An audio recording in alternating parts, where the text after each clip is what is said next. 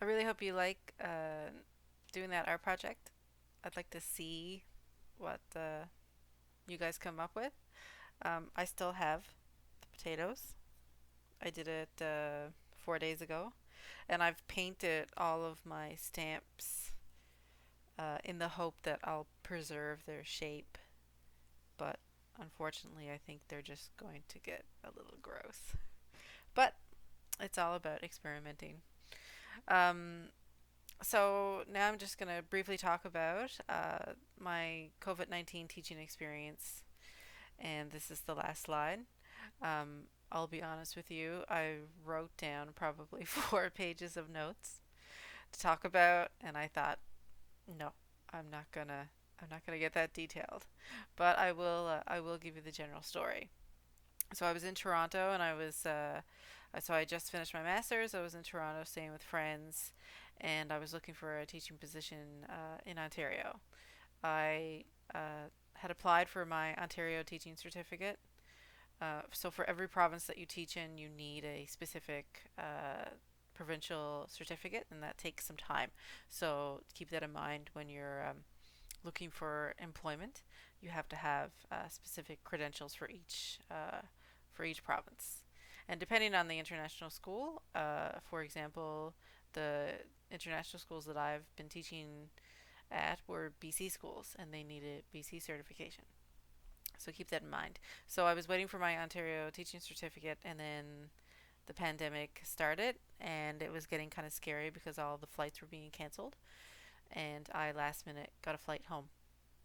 So I came home, and I'm here with my mom because I'm just making sure that she's okay. And I started applying for positions on Newfoundland Labrador English School District site that I had already had a profile with. So I applied, and then I got a call a day later for an interview, and then I had the interview the next day, and then within 2, 3 days, I received word that I got the position. And I didn't really know what to expect, and to be honest, the principal didn't know what to expect either. So we just kind of waited it out. And while I was waiting, I researched all the curriculum that I could find. I researched the area. I familiarized myself with, you know, English language arts terms that I had forgotten about. I hadn't done this kind of work or teaching in 6 years, 7 years. Not for grades 7 to 12, which is what I'm teaching now. So I was a little scared. And I reached out to my English department head, and I would have to say that we've become really good friends. We're working together to create lessons that have a broad scope of intermediate and secondary English language arts. And it's been very, very, very interesting, and I'm learning so much. It's actually a great opportunity to really dig into the backbone of what teaching's all about. So you need to know your stuff first, so you can have the personality and you can have great activities in your classroom, but you need to know what you're talking about.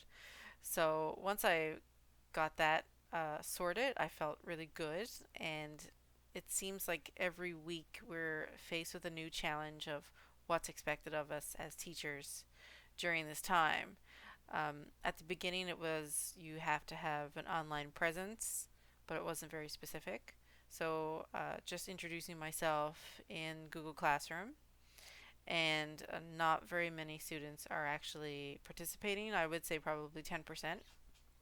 But the last couple days, we've been told that it's encouraged that we start having virtual classes through Google Meets um, with all of our classes. So myself and my English department head, we've combined our efforts and we're doing those classes together. So we had to kind of learn how to operate the technology and operate it enough to feel comfortable to do it with a class. So tomorrow is actually my first Google Meets virtual class. So during this time, you really have to accept the challenge, think outside the box, work with others. Collaboration is key.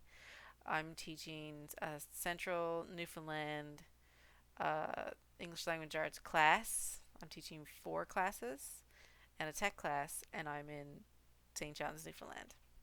So you really have to dig deep and get creative. Um, but I'm enjoying the challenge, and it's great.